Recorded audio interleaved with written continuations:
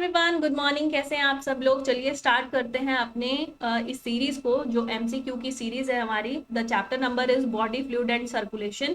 Please subscribe the channel who are visiting it first time. चलिए start करते हैं MCQ. हम 61 क्वेश्चन पे पहुंच चुके हैं already. We have solved the 60 questions.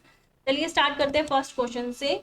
The question is the thickest muscular wall of the heart is found in which chamber? We have a 4 chambers in our heart. हमारे पास 4 chambers हैं। हमारे पास है लेफ्ट एट्रियम, हमारे पास है left ventricle, right atrium and right ventricle. Structure अगर बनाएंगे तो हम इस तरह से हार्ट के नीचे वेंट्रिकल्स बनाते हैं ना, तो हम इस तरह से देखते हैं। This is the heart. ऊपर हमारे पास एट्रियम होते हैं, नीचे वेंट्रिकल होते हैं। तो किसके पास ये जो मस्कुलर वॉल है, जो आसपास हार्ट के इन चैम्बर्स के आसपास हमें दिखाई देती है, किसके पास सबसे थिक मस्कुलर वॉल है? The answer is left ventricle. इसके पास थिकेस्ट वाली मस्कुलर वॉल होती है। अगर ट्रेंड देखें तो ट्रेंड इस तरीके से चलता है, मस्कुलर वॉल सबसे थिकेस्ट बच्चे लेफ्ट वेंट्रिकल में होती है। देन हम अगर बात करें नेक्स्ट कौन है, तो राइट वेंट्रिकल के पास हम थिक बोल सकते हैं कि it has a thick muscular wall. और लास्ट में आते हैं हमारे एट्रिया। ठीक है, जो दोनों ही राइट और लेफ्ट एट्रिया है इनके पास फिर लास्ट में हम बोल सकते हैं as compare to these two. ये तो फर्स्ट है, ये सेकंड पोजीशन पे है, then it is in the third position. तो सबसे थिकेस्ट वाली मस्कुलर वॉल किसमें है? लेफ्ट वेंट्रिकल में। ठीक है, लास्ट में मैं आपको सेप्टा भी बताऊंगी कि कौन से इंटर एट्रियल सेप्टम है, इंटर वेंट्रिकुलर सेप्टम हमारे पास होते हैं, किसके पास सबसे थिक मस्कुलर वॉल होती है। चलिए नेक्स्ट क्वेश्चन पे चलते हैं। यहाँ पे आंसर है आपके पास option number B, left ventricle. Already बता चुकी हूँ। नेक्स्ट क्वेश्चन है हमारे पास, which pair of the item have the same meaning? इनमें से देखिए सेम मीनिंग किसका है, उस ऑप्शन को आपको ढूंढना है। Malus incus states, three bones हम पढ़ते हैं एयर की, उसमें जो एनविल है इट इज इनकस। तो ये दोनों वर्ड सेम मैच करते हैं, लेकिन मेलस एनविल के साथ मैच नहीं कर रहा, ये ऑप्शन गलत है। SA node is known as a pacemaker of the heart. Yes, it is true. It is the pacemaker of the heart, क्योंकि ये स्टार्ट करता है इलेक्ट्रिकल इम्पल्स को, जनरेट करता है। स्टार्ट करने का काम इसी का है, इसी ने वो सारी जिम्मेदारी ली है कि इलेक्ट्रिकल कंडक्शन भाई मैं करूंगा, और इसी को हम पेसमेकर ऑफ द हार्ट भी कहते हैं। तो this is the correct option. Leucocytes में हम डिफरेंट टाइप्स पढ़ते हैं। हम लिम्फोसाइट्स पढ़ते हैं, हम मोनोसाइट्स पढ़ते हैं, हम इओसिनोफिल्स पढ़ते हैं, हम बेसोफिल्स पढ़ते हैं। तो ये दोनों टर्म मैच नहीं करती है, ये तो इसकी क्लासिफिकेशन के अंडर आते हैं, है ना। तो यहाँ पे ये भी सही नहीं है। हीमोफीलिया ब्लड कैंसर नहीं है।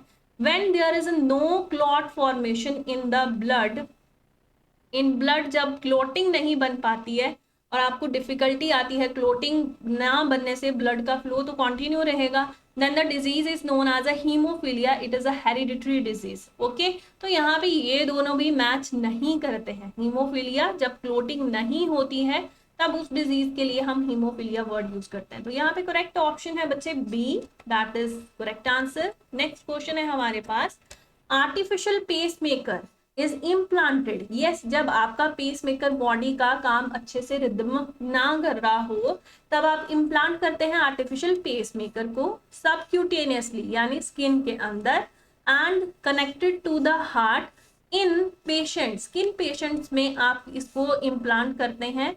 हम उन पेशेंट में जिनमें 90% ब्लॉकेज हो गई हो of the 3 main coronary artery, having high blood pressure with irregularity in the heart rhythm।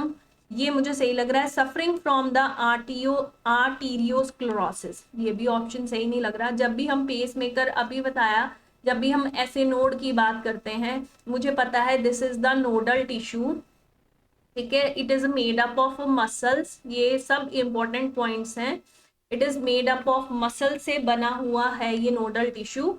और ये क्या करता है? It start the electrical impulse, जो है इलेक्ट्रिकल कंडक्टिविटी जो है, इलेक्ट्रिकल कंडक्टिविटी जो है, कंडक्टिंग सिस्टम में हम पढ़ते हैं कि कंडक्टिविटी जो है इसने स्टार्ट करी है। ठीक है, मैं स्पेलिंग पूरा नहीं लिख रही यहाँ पे। इलेक्ट्रिकल कंडक्टिविटी इसने स्टार्ट करी, एक्शन पोटेंशियल इसने जनरेट किया है। तो इसका काम है एक्शन पोटेंशियल को जनरेट करके आगे पास ऑन करना। किसको दे रहा है एक्शन पोटेंशियल जनरेट करके? इलेक्ट्रिकल इंपल्स आगे किसको सेंड कर रहा है? एवी नोड को। एवी नोड किसको सेंड कर रहे हैं, बंडल ऑफ हिस को। बंडल ऑफ हिस के बाद ये सारी जिम्मेदारी कहाँ चली जाती है, पुरकिंजे फाइबर्स में। तो इस तरह से कंडक्शन होने से कॉन्ट्रैक्शन होती है, और कॉन्ट्रैक्शन होने से हमारा हार्ट काम कर रहा है। ये सारी प्रोसेस हार्ट खुद करता है और हम इसको ऑटोरिदमिसिटी भी बोलते हैं। This is known as a autorhythmicity, this is autorhythmic city. तो जब भी हार्ट का रिदम इरेगुलरिटी शो करता है, यानी कॉन्ट्रैक्शन अच्छे से नहीं कर पा रहा है, क्योंकि हमारा शायद पेस मेकर अच्छे से काम नहीं कर पा रहा है, तो कंडक्शन आगे से आगे नहीं हो पा रही है। तो इसका मतलब when there is a irregularity in the heart rhythm, आप पेस मेकर को इम्प्लांट करेंगे। तो यहाँ में करेक्ट ऑप्शन है that is C. Next question है बच्चे हमारे पास 64, which component of the blood prevent it from coagulating in the blood vessel? You know that कि coagulation के लिए हमें चाहिए फाइब्रिनोजन, जो कि कन्वर्ट होगा किसमें, फाइब्रिन में। कौन हेल्प करता है, थ्रोम्बिन। थ्रोम्बिन इसमें हमारी हेल्प करता है। थ्रोम्बिन भी इनएक्टिव फॉर्म में प्रेजेंट होता है ब्लड में, that is in the form of prothrombin की फॉर्म में पड़ा होता है।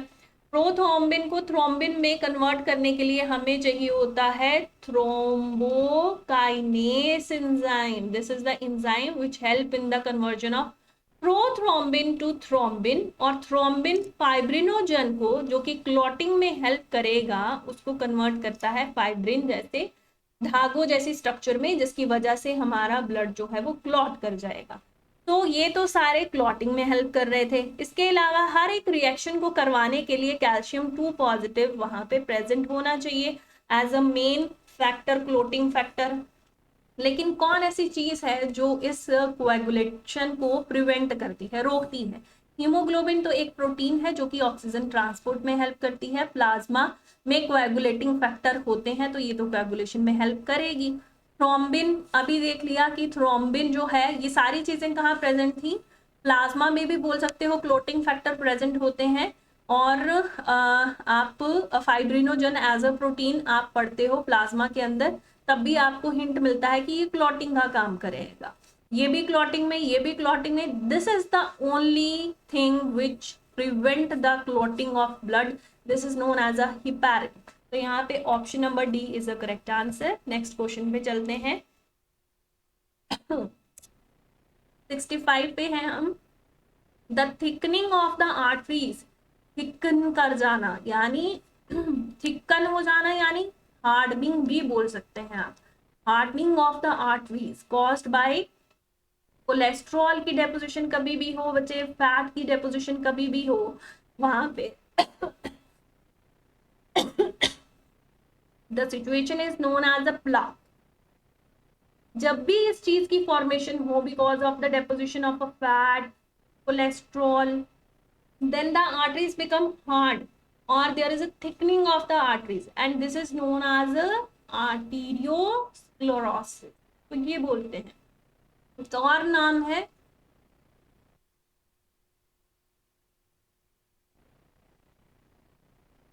ठीक है। आप ये भी बोल सकते हैं जब भी ये क्वेश्चन आए कि फैट की डेपोजिशन हो गई है जिसकी वजह से आर्टरीज ने काम करना बंद कर दिया है, या कोलेस्ट्रॉल की डेपोजिशन हो गई है, आप उस चीज को क्या बोलेंगे, आर्थीरियोस्क्लेरोसिस। लेकिन अगर वर्ड स्पेशली मेंशन किया है वहां पे, देयर इज द हार्डनिंग और the thickening of the arteries, then you can say that it is arteriosclerosis. Okay, बाकी सब ऑप्शन जो है वो यहाँ पे सही नहीं है, only this option is the correct. तो option number A is the correct answer. Next question है हमारे पास 66, which of the following pair is the matching pair? इसमें से मैचिंग पेयर आपको ढूंढना है। लब क्या होती है बच्चे, फर्स्ट हार्ट साउंड को हम लब बोलते हैं एंड सेकंड हार्ट साउंड को हम डब बोलते हैं, ठीक है, ये आना था यहाँ पे। And pulsation of the radial artery valve in the blood vessel, ये तो ऑप्शन यहाँ पे मुझे सही नहीं लग रहा है। पुरकिंजे fibres initiation of the heartbeat, बच्चे इनिशिएशन ऑफ द हार्टबीट अभी तो बताया है कि ऐसे नोड इनिशिएट करेगा कंडक्शन को और आगे सिग्नल सेंड करेगा एवी को, एवी सेंड करेगा बंडल ऑफ हिस को, और बंडल ऑफ हिस जो है वो आगे सेंड करते हैं पुरकिंजे फाइबर को सिग्नल। तो पुरकिंजे फाइबर तो लास्ट में आ रहे हैं, ये इनिशिएशन नहीं करता, ये ऑप्शन भी गलत है। इन दोनों को अच्छे से पढ़ लेते हैं। There is a sharp closure of the AV valve, बिल्कुल सही बात कि एवी वेल जब क्लोज होती हैं, एवी वेल के क्लोज होने से हमारे पास लब की साउंड जो है वो प्रोड्यूस होती है। और जब सेमिल्यूनर वेल क्लोज होते हैं, लो जी इन्होंने लिखा है ओपनिंग, यहाँ पे लिखना चाहिए था क्लोजिंग, तो ये बात सही तब होनी थी, तो यहाँ पे ये बात गलत है। जब भी सेमिल्यूनर वेल बच्चे क्लोज होते हैं ना, तब हमारे पास डब की आवाज आती है। ठीक है, तो यहाँ पे सही कौन सी ऑप्शन है? Option number A, in the beginning of the ventricular system. देखो सारी सही लाइन लिखी है, that is option number A is the correct answer. Next question है हमारे पास, What are the arteries that supply blood to the heart? Heart को भी तो ऑक्सीजनेटेड ब्लड को ही सप्लाई करता होगा ना।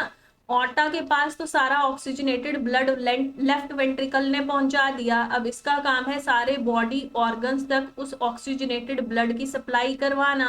अब ऑक्सीजनेटेड ब्लड हार्ट को कौन दे रहा है? हार्ट के पास भी तो कोई आर्टरी जाती होगी जो हार्ट को ऑक्सीजनेटेड ब्लड सप्लाई करती होगी। That artery is known as coronary artery. This artery give oxygenated blood to the heart. और अगर कैरोटिड की बात करें तो it give oxygenated blood to the brain. Hepatic word किससे रिलेटेड है? It is related to the liver बच्चे। Pulmonary किससे रिलेटेड है? This word is related to the lungs बच्चे। तो यहाँ पे कैरोटिड, ब्रेन एंड आईज भी आप मेंशन कर सकते हैं। आईज और ब्रेन को कैरोटिड आर्टरीज जो हैं वो सप्लाई करती हैं ऑक्सीजनेटेड ब्लड। आर्टरीज यहाँ पे हर जगह लिखा है ऑक्सीजनेटेड ब्लड की सप्लाई करनी है।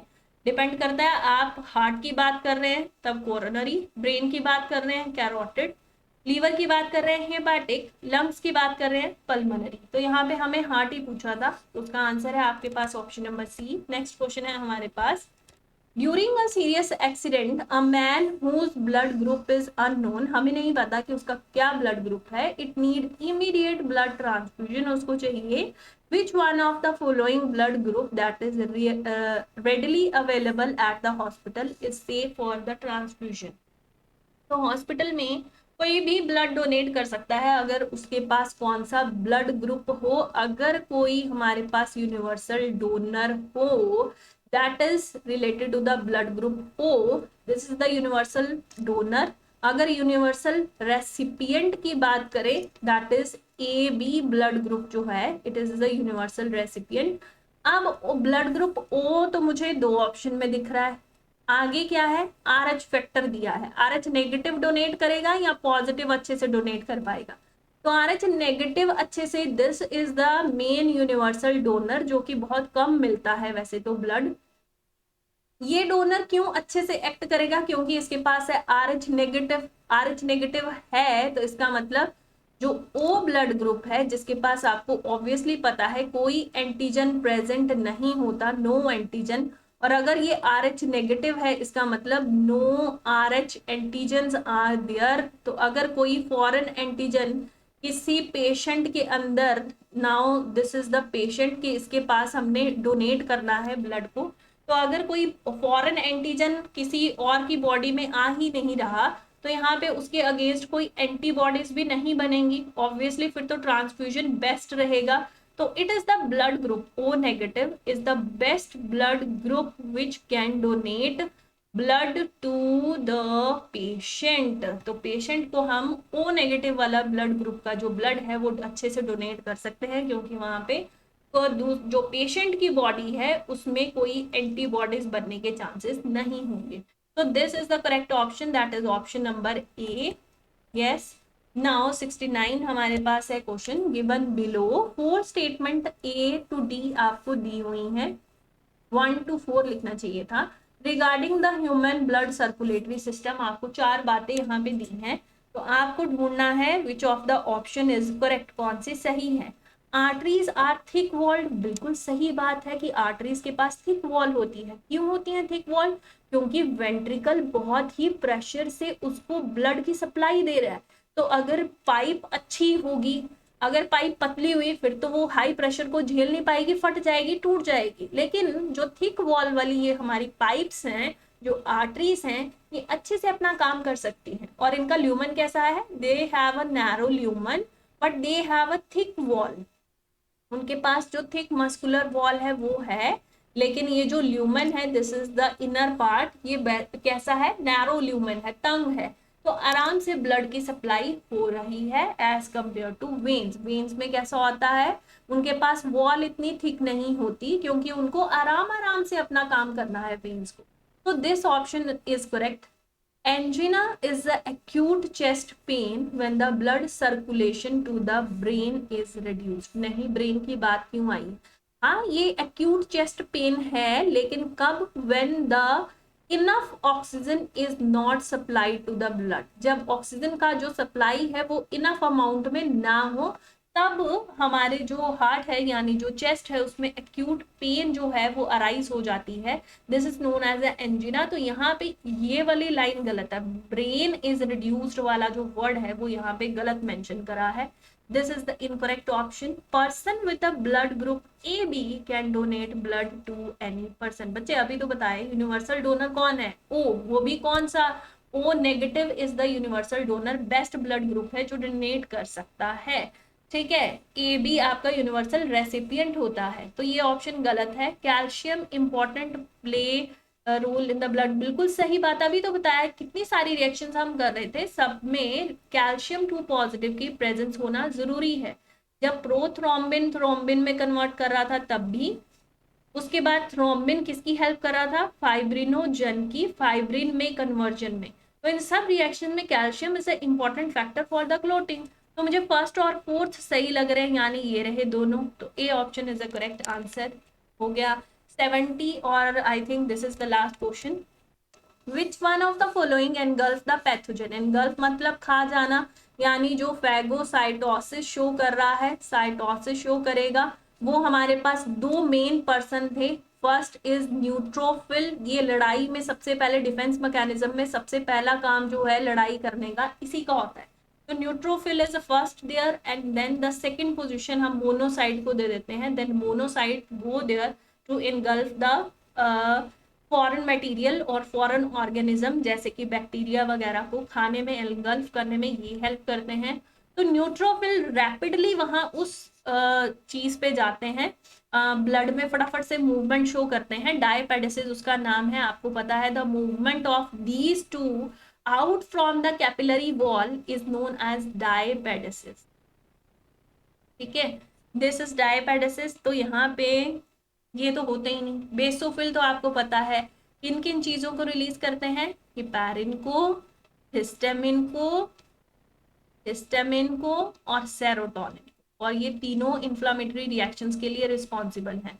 तो यहाँ पे इसका नाम तो आना नहीं था, ये कोई नाम है नहीं। मोनोसाइट और न्यूट्रोफिल में से न्यूट्रोफिल सबसे पहले जाते हैं डिफेंस मैकेनिज्म में, उस लड़ाई में। ठीक है, जो कि हमें जो भी बैक्टीरिया ब्लड के अंदर एंटर कर रहा है उनके अगेंस्ट करनी है। तो न्यूट्रोफिल इज द, रैपिडली अगर बात करें तो D option is the correct. Last question एक और मैंने ऐड किया है, the bundle of a his is the network of. Bundle of his already बता चुकी थी ना बच्चे, नोडल टिश्यू हमारी हार्ट में प्रेजेंट होते हैं। सबसे पहले ऐसे नोड है जो उस इलेक्ट्रिकल इम्पल्स को एवी नोड की तरफ भेजेगा, इस तरह से एवी नोड्स होते हैं, नोडल टिश्यू होते हैं, मसल्स के बने होते हैं ये सारे। Then they will send signal to the bundle of His, ये भी एक तरह से नोडल टिश्यू है। And then they will send signal to the, इस तरह से ये जो लेफ्ट वेंट्रिकल है, राइट वेंट्रिकल है, इसके आसपास इस तरह से मसल फाइबर्स होते हैं, and these fibres are known as Purkinje fibres, Purkinje fibres. और इन फाइबर्स का काम होता है अच्छे से कॉन्ट्रैक्शन करवाना दोनों वेंट्रिकल्स की, ताकि ब्लड का वो ये पल्मोनरी आर्टरी में भेज सके, पल्मोनरी आर्टरी, और ये ऑर्टा में भेज सके। ठीक है, ये काम होता था दोनों का। तो ये सब जो है कंडक्शन कर रहे हैं, कॉन्ट्रैक्शन में हेल्प कर रहे हैं। तो बंडल ऑफ हिस एक नेटवर्क है, किस चीज का नेटवर्क है, ये bundle of his muscles fibre का, यहाँ भी मसल फाइबर्स हैं। ठीक है, तो नर्व फाइबर्स वाली ऑप्शन जहां दिख रही है उसको तो पहले ही इनकरेक्ट कर दो। मसल्स फाइबर ये जगह दिख रही है मुझे option, distributed through out the heart wall. Heart walls की तरफ नहीं, अब नीचे वेंट्रिकल्स की बात हो रही थी। वेंट्रिकल्स में इन फाइबर्स का जो है हम प्रेजेंस देखते हैं। Muscle fibre found only in the ventricle wall, तो जो वेंट्रिकल्स हैं उनकी वॉल में हमें ये फाइबर्स देखने को मिलते हैं। ठीक है, तो यहाँ पे option number C is the correct answer. Thank you, please subscribe the channel science side if you want more MCQs video that will help you बच्चा। Thank you, all the best बेटा।